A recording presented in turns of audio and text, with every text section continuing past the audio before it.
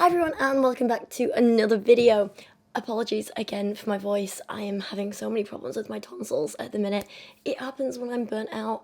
I tend to get flare-ups of tonsillitis and completely lose my voice. This is better than it's been for a few days, but I've got work to do. We need to power through, so I apologise. So a few weeks ago now, I made a video in which we took a deep dive into the ridiculous early works of a man called Rush V and his books. And I'll be honest, it was horrific, absolutely horrific. We saw him talking about being an alpha male, we saw his awful advice for how to pick up women, and we saw some of the most disgusting, objectifying and dehumanizing language when he spoke about women in general. And the worst part, and the hardest part to listen to, is that we literally saw him admit to and brag about sexually assaulting and raping a number of women. So clearly we concluded that he's a dangerous man who shouldn't be allowed around women.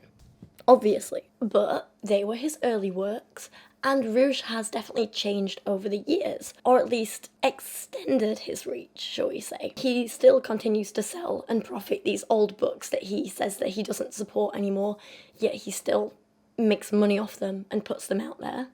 You know, and these are the books that literally recount his rape stories and talk about being a pick-up artist and give instructions for other men on how to pick up women and assault them like he did. Even in the appendix of one of his books, he has a section titled, "If you don't feel like a creep, you're not pushing hard enough." You can mold a girl by criticizing negative behavior. You can also criticize girls for not being adventurous enough in bed. Warning here, because this is hard to hear, it's hard to read, it's horrible, so just be prepared, and I understand if you want to skip it. I eased my dick into her and she screamed loud enough for people in the hills to hear. For what seemed to be the next hour, I worked my cock in 1/8 of an inch at a time, getting impatient and trying to stuff it in after pouring lubricant all over her vagina. She was so tense and in so much pain that I kind of felt bad for her. But I just kept going until she finally stopped me, unable to take any more abuse. So today we're going to discuss what happened to him about 3 years ago and what he decided to do then, because I have a question for you guys. After being banned from several countries because he wrote misogynistic books for men and was deemed a danger to women, what should his next move be? To write a book for women, of course, because who better? And that book is called Lady, and we are going to be reading it today, or at least the first part of it. It's really bad. I hope you're ready for this. Before we start, a little bit of shameless self-promotion, and I've been working on a few new paintings recently, including this one that I just finished last night. I'm really happy with it. It's a collection of shells done in watercolour. I also have some other cool things like this amazing watercolour octopus painting. And I also have a whole bunch of new photography prints on my print store as well that I would love if you want to go check out. I'm doing kind of limited edition runs at the minute, so all the stuff on there is only going to be on there for a couple of weeks, couple of months, and then I'm going to change it all up again. So I'm not just overwhelming everyone with everything at once. There's always going to be new stuff being added all the time, and also stuff being taken away too. So if you'd like to check out my print store, you can do. It's at my website, racheloates.uk. And you can find it on there. And if you just like a nosy around my website while you're there, you can also check out a whole bunch of my photography, including all my Glastonbury photos, a bunch of my gig photography, all my art. You can see some art supply recommendations. You can find out a little bit more about me and my background and a whole bunch of other stuff over there.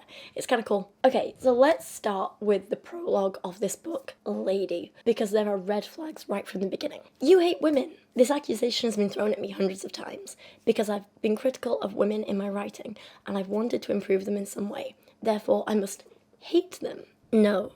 Just no. People didn't say that he hated women because he was just critical of a couple of women here and there. No, that's not the case at all. I've been critical of some women in the past too.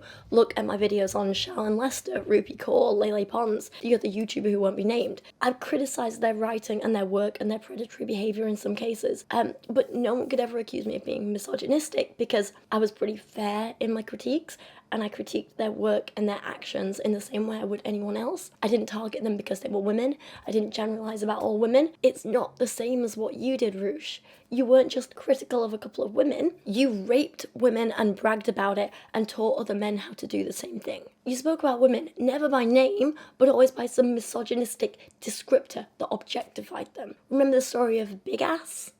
And I have never once heard Rush say anything even vaguely respectful about a woman. I do think he hates us all, both collectively and on individual levels. Simple as that. And I don't think that's an exaggeration in this case. I really, really don't. Personally, I know I don't hate women. I've spent a big chunk of my life learning how to better connect with them, and I've given advice to tens of thousands of men with the aim of making women feel attracted to them. That's really not doing anything to help women though, is it? What he's actually done is spent a big chunk of his life learning to manipulate and coerce women into giving him what he wanted. And he's taught other men to do the same thing with the aim of encouraging them to also use and assault women. The woman's happiness, the woman's pleasure, was never the goal of Ruch's actions or writing or teachings. It was always about using women as objects and discarding them afterwards. And that is misogynistic. That is hateful. This whole thing of I don't hate women gives me major, oh, I'm not homophobic, I just don't think gay people should exist, and all I've done is tell them to go to conversion therapy and to suppress their attraction for others. But I'm not homophobic. It gives me those vibes, you know? And I was nearly on board with the next part because he said, it's still impossible to refute the accusation that I hate women. Because, I mean, it kind of is, isn't it? It's really hard if someone says, oh, you hate such and such a group. It's very hard to prove otherwise. How do you prove that you don't think something? That you don't believe something? You're being asked to prove kind of a negative, if that makes sense, and it is really hard to do. I've had first-hand experience with this, with another YouTuber literally saying like, oh, you hate such and such a group of people, and then like making all these claims about things that I believe that are the complete opposite of what I actually believe. And it's so difficult to refute because while you can say, no, I don't think that. No, you're wrong. No, they're not my beliefs. If someone came up to you and said, you think the sky is pink, and you know that you don't, how do you actually prove that you don't think it without just saying, yeah, but I don't? It's hard, right? So, I get that, but that's as far as my agreement with Ruch goes, because I think there are some instances like this where it's important to look back at a person's actions and see what those actions show. And I think this is the same case with me and the YouTuber. Like, they can make all these claims that they want and say all these things, but if you look back at my actions and the work that I've done and, you know, my actual words and stances and stuff like that, it proves that they're wrong.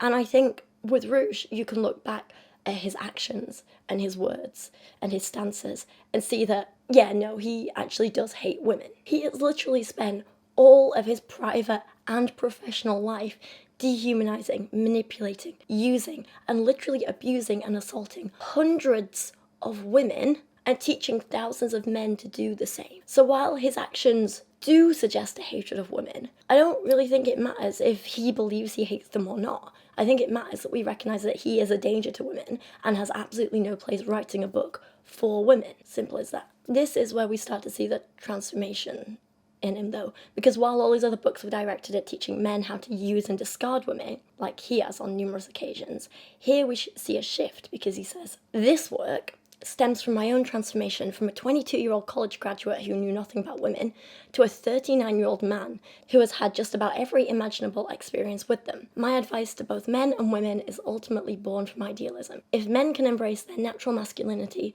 and women can embrace their natural femininity, things will be better for everyone, and we could avoid the negative aspects of modern culture, such as meaningless hookups and sterile relationships. Which is funny because meaningless hookups are exactly what he built his career around promoting. But, you know, people can change, and that is something that I talk about a lot. Maybe it's the idealist in me to believe that everyone is redeemable and everyone can learn and grow and change. That said, I don't think this is evidence of Ruch necessarily growing for the better, because while we're seeing a shift in Ruch's message, I don't think he has redeemed himself. I don't think he has learnt. I don't think he's really grown. His problem before wasn't that he was having meaningless hookups and sterile relationships. His problem before was that he was assaulting and abusing women. He was coercing them into doing what he wanted, and he never saw women as humans, never mind as equals. That was the problem. A redemption for Ruch would be to grow up and finally learn to respect women as individuals. But this book isn't that. This isn't, oh, I learned from my mistakes.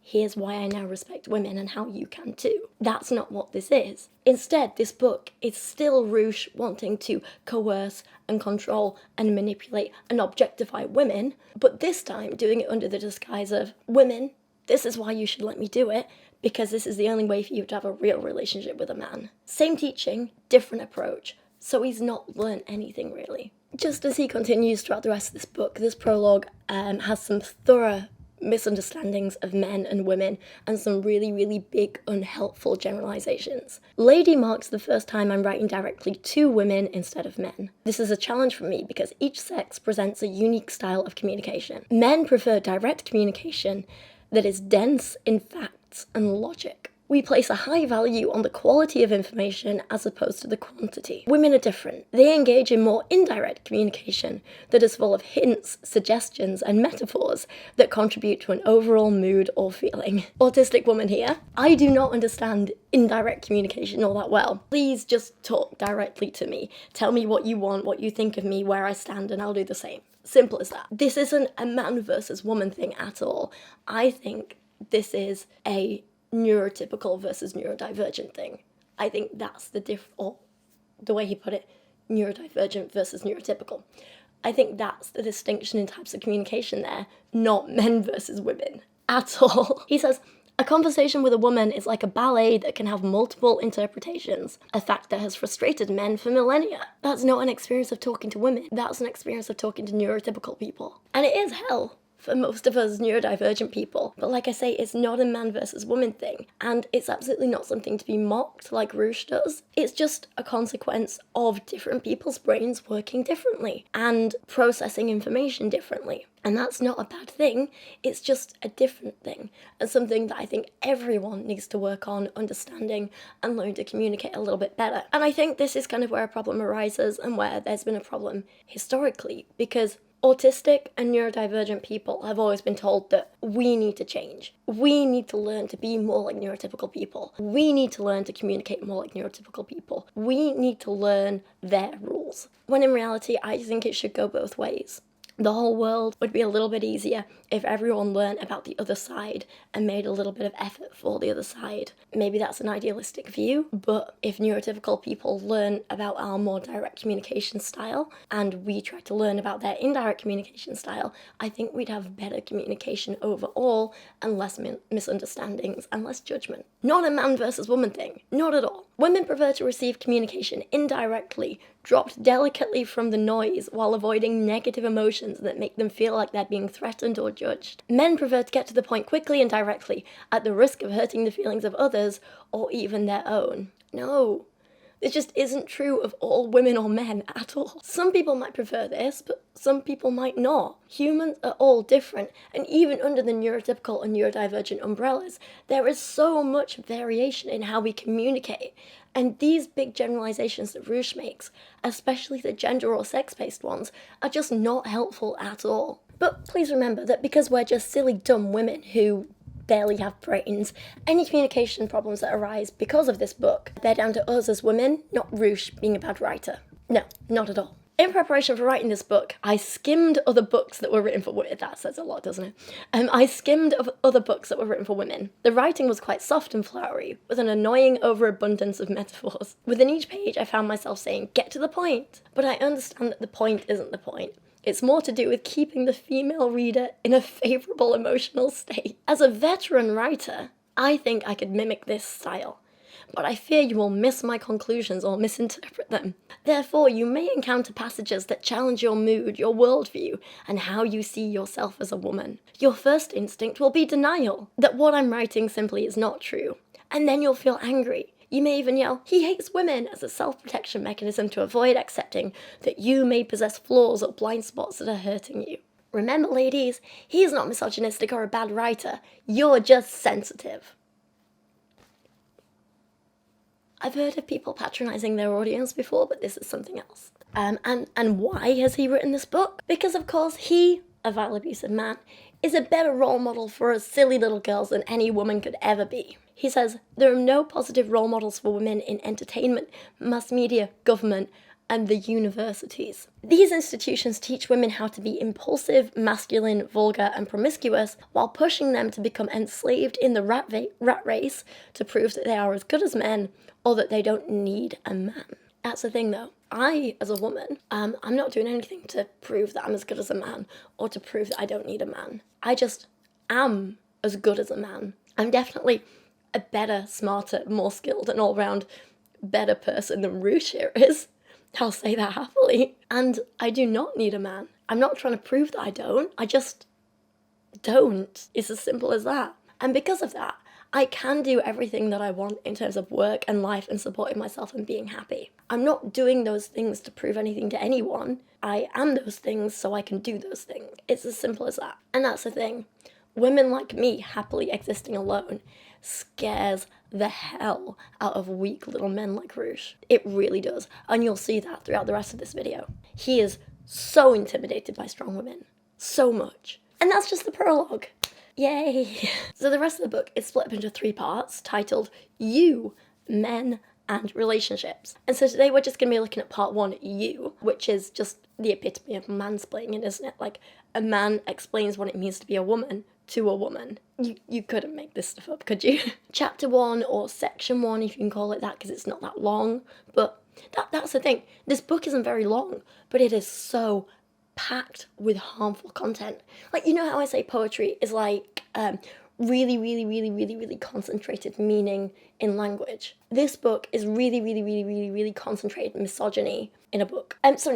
The first chapter section thing is titled Happiness, and it opens with Rouge basically admitting that he's miserable and doesn't really understand what it means to be happy. I am not even joking. He writes, I chafe when people ask me, are you happy? It's complicated, I want to reply. Because we should question if happiness is a goal worth pursuing when it's so easy to adapt to any emotional state we face, whether negative or positive. The problem with seeking happiness is that you have to keep adding happy things to your life until inevitably you cannot obtain anything new that will exceed the highs of before. I thoroughly disagree. Happiness is a goal worth pursuing, but it's not really a goal, it's more a state of being. You know? I also really don't agree that it's just easy to adapt to any emotional state we face. Like, it's really not for a lot of people. Especially people like me who have, like, emotional dysregulation because, you know, autism. But I guess Rouge would put that down to me being a silly emotional woman, wouldn't he? But it's not. It's just a individual thing. Every person is different. Anyway, I also don't believe that happiness is created by adding happy things. This suggests to me that Rouge is a truly miserable person who can only achieve happiness from outside sources and not from himself because he is not content within himself. That's the reading I'm getting on this. Right now I'm pretty happy, and I feel like that happiness comes from within myself and being content within myself. I'm content with my life. You know, I have a nice, clean, safe home. I have Kyra. I have a job which leaves me feeling fulfilled and inspired. That's happiness to me. I don't need to keep adding new things to reach new highs. I simply am happy. It's the state that I'm in. And sure, there are some things I want to do. Like, you could say that I'm adding to my life by wanting to learn more or achieve more or do more to help people. But they aren't really adding happy things. They're just doing things that I already know make me happy. And then he goes on about how if he gave us a mansion right now, no strings attached, we'd soon take it for granted. He says, you don't feel an emotional rush or surge of happiness. You long ago took the house for granted. Just like you take for granted the air you're breathing right now. Oh, trust me, I am not taking breathing for granted right now. With how swollen my tonsils have been this last week.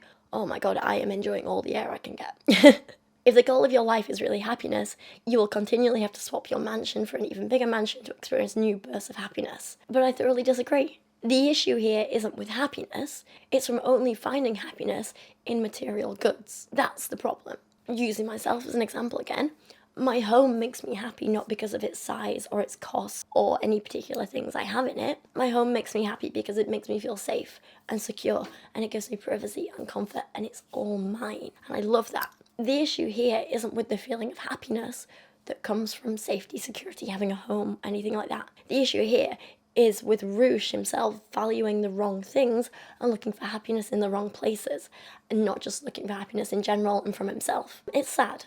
It's quite a warped view to have, and I don't exactly like to psychoanalyze people I don't know, especially people I've never met before, but for Rouge I'll make an exception and say, without a doubt, this man needs so much therapy. So much therapy. He says, this is ridiculous. Most women feel unhappy because it's becoming difficult or impossible for them to have new experiences that produce more novelty, excitement, luxury, or fun than their past experiences. This happens soon after a woman has passed the peak of her beauty or fertility. Once a woman's beauty starts to decline, she will find it harder to be happier than when she was young and received more positive attention from men. For men, peak happiness usually coincides with the height of their wealth, health, or fame. Oh my God. No, this couldn't be more wrong, could it? I'll be honest, for most women who are unhappy, it's probably because, we live in fear every day, fear for our lives, fear of being sexually assaulted, abused, harassed in pretty much any daily situation. Maybe women are unhappy because we're not being taken seriously at work, at home, just in general, because we're dehumanized, objectified, treated poorly. Maybe we're unhappy because we're having problems at work, or health issues, or issues with family and friends, or any other host of real problems. They're the reasons women are unhappy, not just, ooh, she aged a bit, and now these creepy men aren't flirting with her as much. It's not the reason women are unhappy. It's absolutely ridiculous. Also, sorry about the fanning. We're basically in the middle of a little heat wave here, and it is ridiculously warm. I'm struggling a little bit. I also just want to really quickly mention that, a lot of these conservatives like to moan about how no one's happy anymore. It's so much happier back in the good old days and all that stuff, and Roosh does it as well, clearly. But according to the Office of National Statistics, overall, people were increasing in happiness and well-being every single year right up until COVID hit. I feel like COVID's an anomaly. We can't really include that. We can't talk about that. It made everyone miserable. But other studies, I think mostly done in America, have found that over the years, single, child-free women, especially those in their 40s, are amongst the happiest people out there. They are, on the whole, happier than women married with kids of the same age. So once again, Roosh is just making up a lot of these things and claiming people are miserable when they aren't because it fits his agenda. He's just trying to play on outdated stereotypes and what he thinks women's insecurities are so he can manipulate them. That's all it is. He is talking from his bottom. Then he does a little bit of a talk about how capitalism has influenced this narrative and how a lot of marketing these days is about making people think they always need the newest and best products to be happy, and he is right. That is a problem.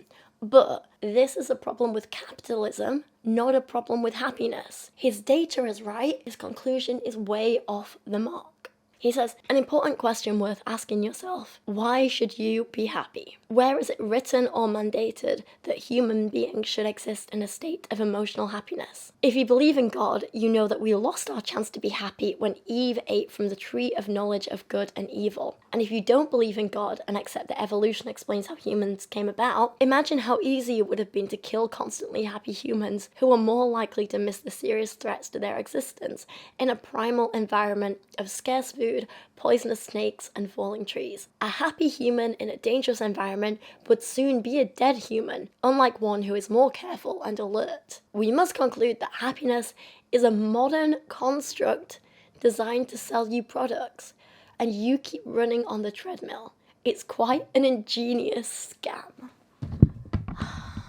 This is a common point that is made by people like Roosh, but also people like Girl Defined, people like Paul and Morgan.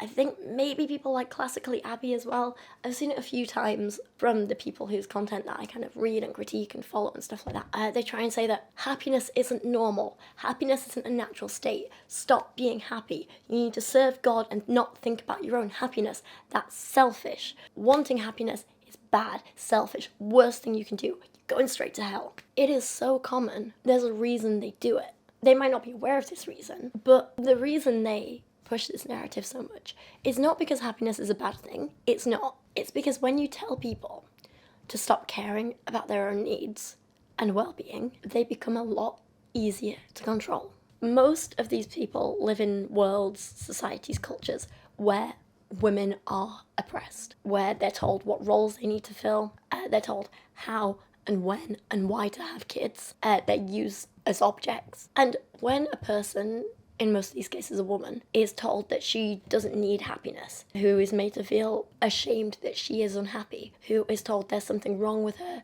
if she's not content living a life where she's oppressed, she is less likely to fight back, stand up for herself, and try and leave. She's guilted into staying because she thinks that taking care of herself, leaving, getting out of there, finding happiness, she's told that that somehow makes her a bad person, and it's just not true.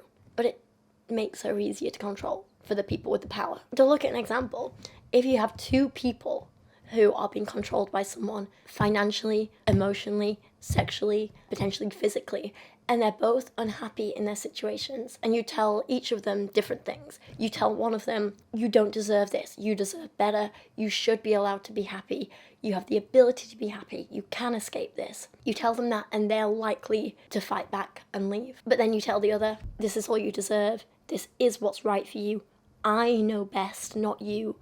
Your happiness doesn't count for anything. It doesn't mean anything. It doesn't matter. If you care about your own well-being, you're selfish. Think about your poor husband who needs you to cook and clean and care for him and give in to all his sexual desires. Think of his needs, not your own. Are you going to be selfish and leave him? Are you going to make him suffer because you're a bad person if you do that? Tell them that and they're not going to leave. And you know who benefits in that first situation? The woman. And who benefits in the second situation? The oppressors. So you can see why they push this narrative and tell people this stuff and make them feel like happiness is bad, because it stops them leaving, it stops them fighting back, it stops them standing up for themselves. But reasons aside, he's also just wrong.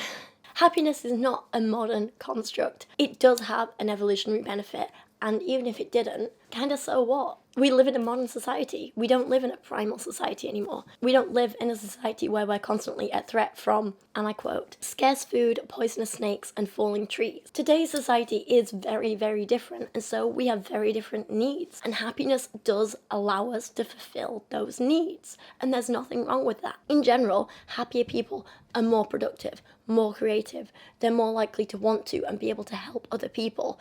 Plus, in general, people who are happier generally show more signs of being healthier. They have stronger immune systems. And so that is an evolutionary adaptation that would have been just as helpful thousands of years ago as it is today. The thing is, our feelings of happiness are closely linked to dopamine production. And in that sense, Roosh is kind of right in some ways. We tend to produce more dopamine when we experience new things, which means new things do generally make us feel happier, even if that is kind of short-lived. That's more like a boost of happiness rather than a long-term stable feeling of happiness. You know, there's a slight difference. And so this does lead to some people believing that acquiring new things is the only way to make them happy, but really we can produce dopamine from so many different situations and also so many new exciting experiences. These new things to get bursts of dopamine don't have to be buying this and this and this and this. It can be meeting new people, forging deeper, more meaningful relationships with people, exploring a new place, making a new discovery, mastering, learning new knowledge, mastering a new skill. These will all result in dopamine production and therefore feelings of happiness. So again, there's an evolutionary benefit there because happiness would have helped us in our early development by rewarding us with these good feelings for learning new things. It would have encouraged us to explore our environments, learn new things, create new tools, meet new people. And today, it does all that, but just in a different context. We're already building on like a huge knowledge base, so we can push our experiments and learning and experiences even further and improve humanity and society in the world even further. And that's not a bad thing. It's a very good thing for humanity as a species. Happiness is helpful to us all. Once again, Roosh is just wrong on multiple levels, although it's unclear to me whether this is out of ignorance or kind of malice to push his own agenda, you know?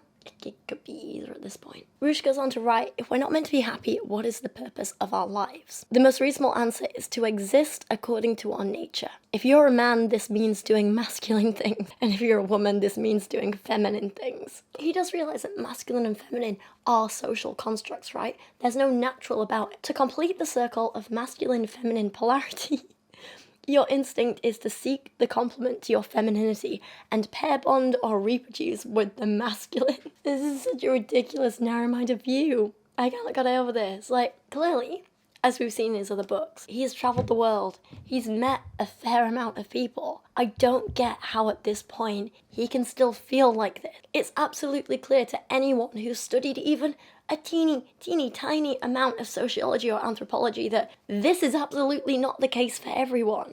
What's really interesting is that what Roosh's idea of natural gender roles aren't natural at all. It's just what is traditional in some Western cultures. That's it. As humans, we have a really, really rich and varied history, and throughout different cultures over the last God knows how many thousands of years, There have been so many instances of gender expression, gender roles, and an even bigger number of answers to the question, what's the purpose of life, on both societal and individual levels. Like, Roosh is simply picking the type of gender roles that he likes best, the gender construct that he likes best, and saying that out of all these thousands of options, this is the only natural one. He's picking the one that was prevalent in the society where he grew up. He is picking the one that benefits him best, and completely disregarding the others because they don't fit his narrative. Simple as that. If Roosh had grown up in Central Africa, or East Asia, or South America, or Europe, say 400 years ago, or 2,000 years ago, or 10,000 years ago, or 200,000 years ago, then his experience of normal or natural gender roles or gender expression would have been very, very different. It's so easy to say, oh, back when we lived in tribes, men hunt, women raise babies, that's the natural way it is. But this is such an oversimplification of hundreds of thousands of years of human evolution and history. It has absolutely not always been the case for everyone. There are so many different types of society out there. There have been examples of matriarchal societies. There are cultures and tribes and societies where some men stay home and raise the children. There are examples of cultures going back 4,000 years or more in which there are individuals who are recognized as having either neither or both genders. So like non-binary has always been a thing. And they had very important roles within their societies. There are cultures where everyone raises kids together as a community. There are cultures where the women do the hunting. There's all sorts, absolutely all sorts. There is so much diversity. There is really, truly no one right way to be a human. And history has shown this to us over and over and over again. And it's all out there to see and learn about if you just bother to look. We didn't get to where we are today by man strong, woman nurture.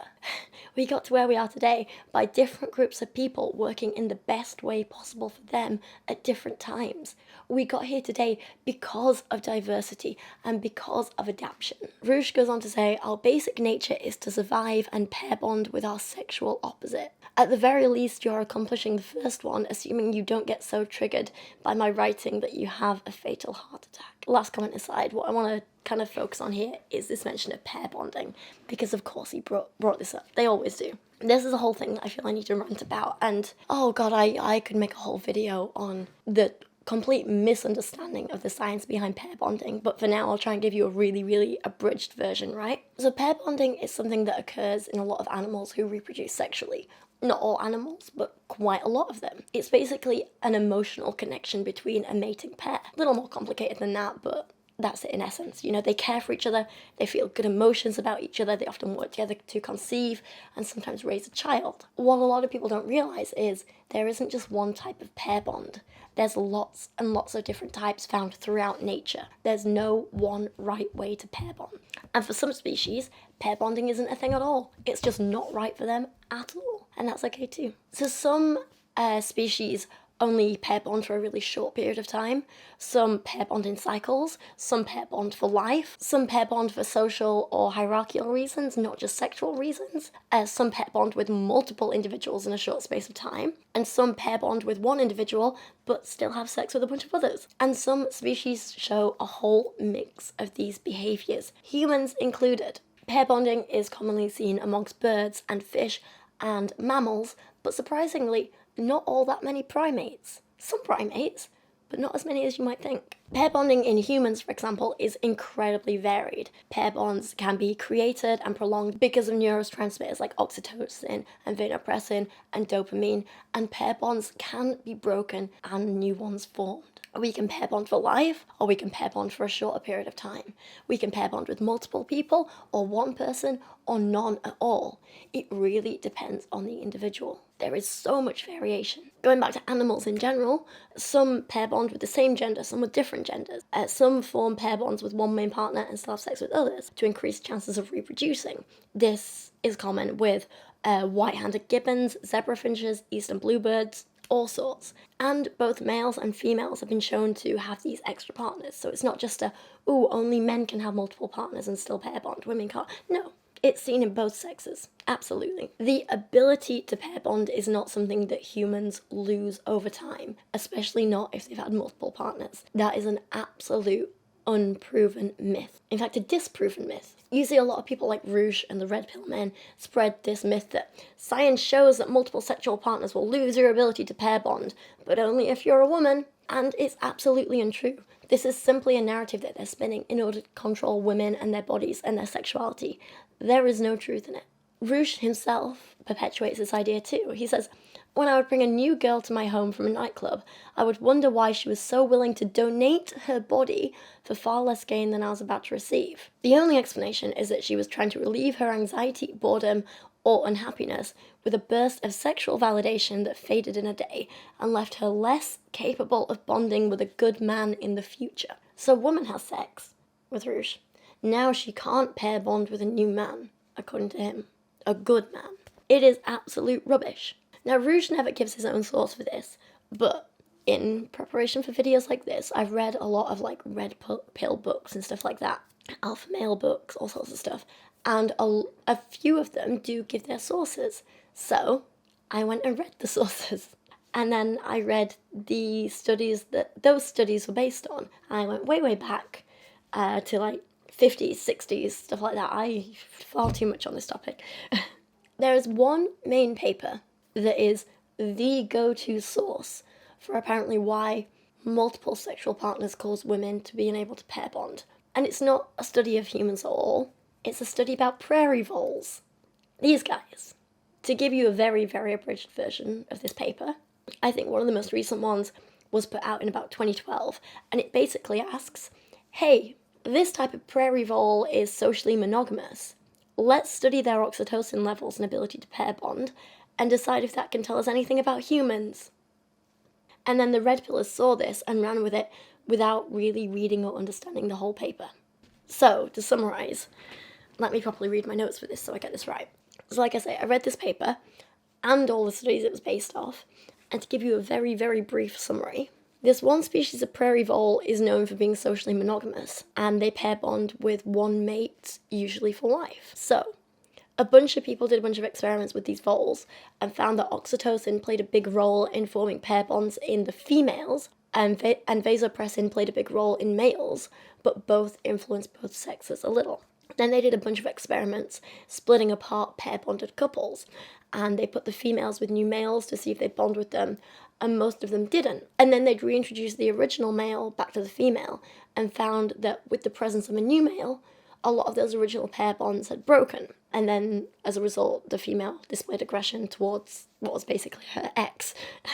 Where the human aspect of this comes in is that a couple of these studies then went on to say, when looking at human women, some of the neurotransmitters and receptors that were active in the brain in those pair bonds to the neurotransmitters and receptors active in the brains of female prairie voles. And that's as far as the similarities went. Similar neurotransmitters, similar receptors, or as similar as they can be between human and prairie vole brains, you know? So the red pill men were then using this to say, see, when women spend time around other men, they lose their ability to pair bond. Which is absolute crap. That is not the conclusion from those studies at all. All this study showed was that in one type of prairie vole, pair bonds could be broken. That's it. In other species of vole, pair bonds were not broken. In other species of vole, new pair bonds were formed really, really easily. And various other outcomes depending on the species of vole. And then the studies done in humans found that unlike voles, the number of receptors in our brain and our ability to produce and uptake certain neuroreceptors like oxytocin seem to be more defined by our genetics than our environment. Voles, it was really influenced by environment. Humans, mostly genetics. So this implies that in humans, an individual's ability to be monogamous or polyamorous or pair bond with one person or more people is more likely influenced by our genetics than our environment.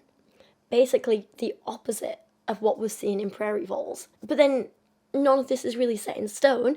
It's still all being studied. We don't quite know everything for certain. It's a very, very complex science. But basically, what most studies have found is that there is a huge amount of variation in pair bonding in humans, and all this stuff about multiple sexual partners preventing women from forming pair bonds is absolute unproven nonsense. Disproven nonsense. just because it happens in one species of prairie vole doesn't mean it happens in humans. That's it. I know it's a short version, but there you go, rant over. Now back to Rouge.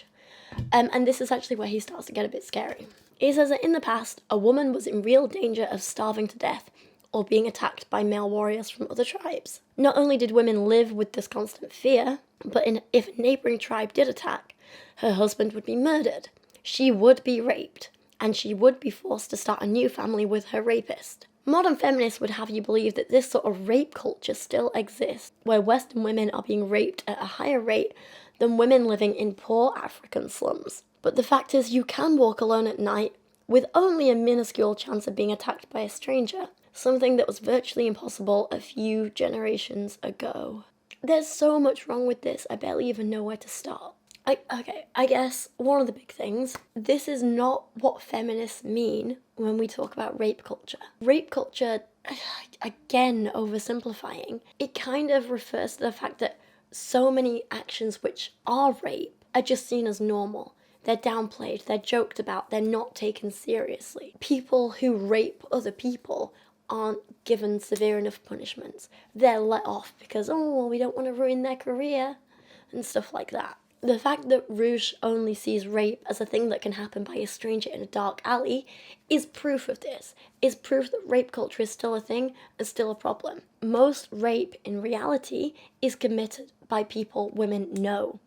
It occurs because of coercion, force, taking advantage of someone who is incapacitated or unable to consent. And the scary thing is that Rouge has admitted to doing all of these things in his past book. He is a rapist, and he has joked about it. He has downplayed it. He is part of the problem. He is contributing to rape culture. If you'd like an example, here's a clip from my last video, but I'm going to warn you, it's really hard to listen to. Really hard. I eased my dick into her and she screamed loud enough for people in the hills to hear. For what seemed to be the next hour, I worked my cock in an eighth of an inch at a time, getting impatient and trying to stuff it in after pouring lubricant all over her vagina. She was so tense and in so much pain that I kind of felt bad for her. But I just kept going until she finally stopped me, unable to take any more abuse. I never got it in more than halfway. The next morning, I busted out with even more lube and got it in enough so we were having what resembled sex. She squirmed and yelped while I was saying things like, "You're doing fine," and "I'm almost there." I eventually blasted and collapsed in a heap next to her. I saw her a couple times after that, but she always had an excuse for why she couldn't have sex. I'm pretty sure I ruined it for her forever. Poor girl. Her virginity is a disease, and you're the cure. Be aggressive with your escalation moves, because you're not going to change your game just because she has a problem of sexual inexperience. Break her down by constantly pushing until she relents. You have strong sexual needs for her to fulfill within a reasonable amount of time, or else you'll move on. And then this Rouge and his friend make a bet that they can both sleep with the same girl in the same night. And everything is wrong with this story. They fluctuate between hitting on this blonde girl and hitting on another group of girls who they describe as slightly frumpy. Ultimately, Rouge takes the blonde girl home and sleeps with her and tries to get his friend to as well, but the friend won't do it. And this all happens despite the fact that this woman was clearly not in a fit state to consent. She clearly could not, and he admits this. I noticed that something was wrong with the girl. She seemed slow. More than alcohol alone could explain. We'd say something to her and she'd give us a deer-in-the-headlights look for several long seconds, then say, "Huh?" Clearly she's taken some kind of substance, she is completely out of it, and the fact he still pursued her and had sex with her after this, especially because she knocks him back a few times too, and he waits until she's like peak out of it and then sleeps with her. It's revolting. She could not consent. This is rape. I don't want to put myself in a vulnerable position, and he's saying, "No, let me. It's okay, I won't take advantage," and then he takes advantage. This is coercion. There are tons of other examples of this too, of him just pushing and pushing women, even after they say no. In my room, we got down to business. After some more kissing, I got all her clothes off except her bra and panties. I ended up completely naked. Then I tried to remove her panties, but I was denied. Not fazed at all, I tried again a few minutes later, only to be denied again. I tried several more times, but still nothing. I lost count of how many times I tried that night until it felt too creepy to continue. That particular story gets worse too, because he eventually wears her down until she does eventually sleep with him. And then he says, the reason she didn't see me as a creep was because she was attracted to me and because I didn't rape her. Congratulations on not raping a woman. What a great man you are. Well done. Woo! It's so hard not to rape, isn't it? Good job. Good job. How are we at such a low point that a man has to brag about not raping a woman? It's okay, he didn't rape her. He only coerced her into sex. They're not the same thing. No. He actually has the audacity to write in one of his books, when it comes to resistance, there are two types of no. Rape is still a huge problem for women all over the world, regardless of their background. Yes, some women have it harder than others, and obviously we need to care about them. But honestly, it's something that all women are fearful of, and it's incredibly prevalent everywhere. And it shouldn't matter who is being raped or who is doing the raping. All rape is bad, and all of it needs to stop and be stopped. There's no point saying, well, it doesn't affect you, you're not in a slum. Or, well, there's only a little chance you'll get raped on the street.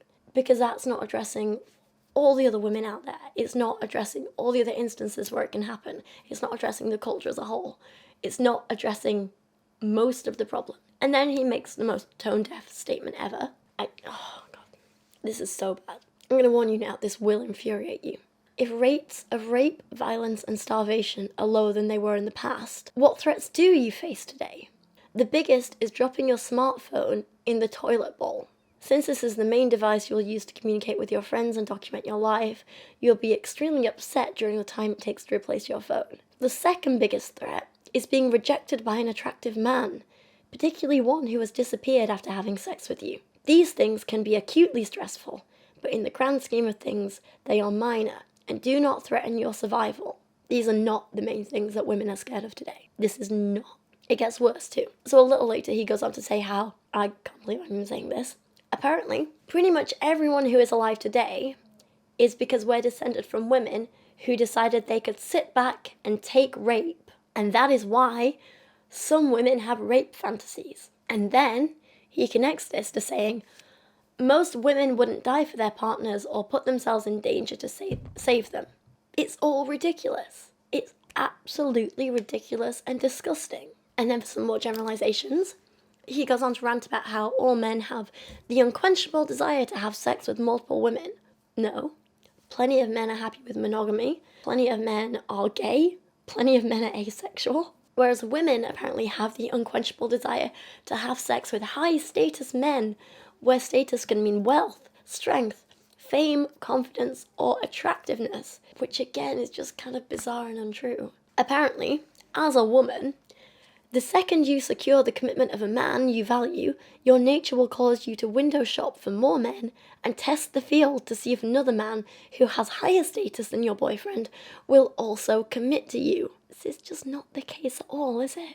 When a woman is in her early 20s, in the prime of her beauty, she may not have any trouble getting into a new relationship to replace a broken one. But once she enters her 30s, the main bait she uses to hook the masculine, her beauty, is not as strong, and she will find herself in a difficult situation. No. Women don't just stop being attractive in their 30s. Can we just stop with this ridiculous myth already, please? And not all men are only attracted to women who look like children and teenagers. Not all men are only attracted to women in their 20s. Plenty of men are attracted to women older than them, women of all ages, women the same age of them, men, non-binary people, no one at all. There's so much variation. Can we just stop, please? And obviously, physical attractiveness is not everything, not by a long shot. And if a man's only criteria for a partner is simply, well, she looks like she's in her early 20s, then I don't think he's the sort of partner that most self-respecting women want, is he? He says what makes things even worse is that society teaches women to raise their own status by focusing on career as if they were men. I've lost count of how many times an American woman has tried to impress me with her job title, as if this type of status is attractive to a masculine man. It isn't. because the masculine man craves making love to a beauty, something he doesn't have, not to a career, which he likely already has. Roosh is really just letting his insecurities pour out now, isn't he? He's clearly intimidated by successful women. Women who are smarter than him, women who are more educated than him, women who have better careers than him, women who accomplish more than him. Which, let's face it, is most people. But he's so intimidated, isn't he? He really, really is. I mean, most decent men that I know do want a woman who is an equal, not just a naive sex doll. Like, they want a woman who challenges them and who they can have a conversation with, who wants the same things in life as them. Just being attracted to someone while important isn't enough. And I think most people, including most men, would agree with that. Most decent men. He then goes on to say that if a woman enjoys her job or having sex, then she has adopted masculine behaviour. When the culture teaches you that men and women are equal, what it's really saying is that your nature is not linked to your biological sex.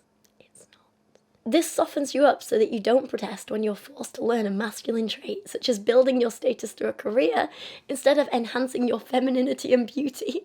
On the other end of the spectrum, men are embracing the feminine and becoming so obsessed with grooming and appearance that many women confuse them for being gay. More of this casual homophobia that was peppered throughout his last books. Some things never change, do they, Rouge? The thing is, though, like, that statement there about, like, your nature and biological sex. No, your nature is not just linked to your biological sex. Biological sex is such a small part of who a person is.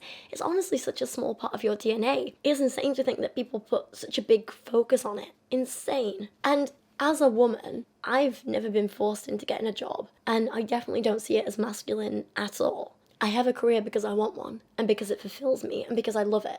And a man who takes care of himself, like physically, appearance-wise, keeping clean, keeping themselves looking nice, that is not something to mock or look down on or make homophobic jokes about. Once again, I think Roosh's insecurity is showing here because he's jealous of men who are better looking than him and who take better care of themselves than him, and who, for that reason, probably get more women than him. And then in this section, the final reminder to women is, in your case, the best way to nurture the positive side of your nature is to get married, have children, and maintain a loving home in a way that makes both your husband and children feel blessed to have you in their lives. Or you could just figure out for yourself what makes you happy and pursue that life, do your own thing.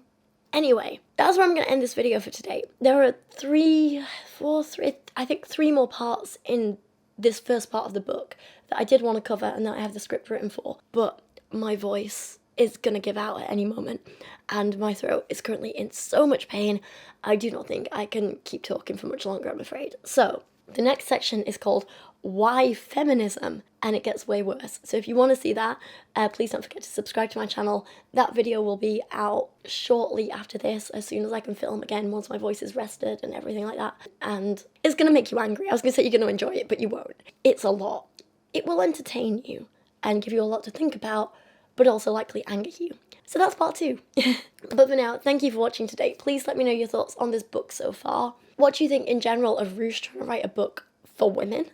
What do you think of his advice to women? What do you think about the way he writes about women and men and gender roles and gender expression and all of that stuff? What do you think about his absolute lack of knowledge in any kind of sociology or anthropology or just natural history? Let me know down in the comments because I do love reading your comments.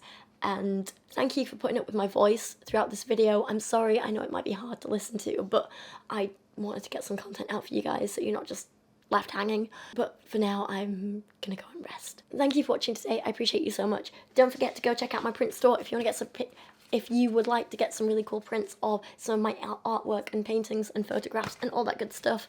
The link is on screen right now. But for now, if you liked the video, please leave a like, leave a comment, subscribe if you're new here, and I will see you again soon. Thank you so much. Have a wonderful rest of your day. I hope you feel better than I do.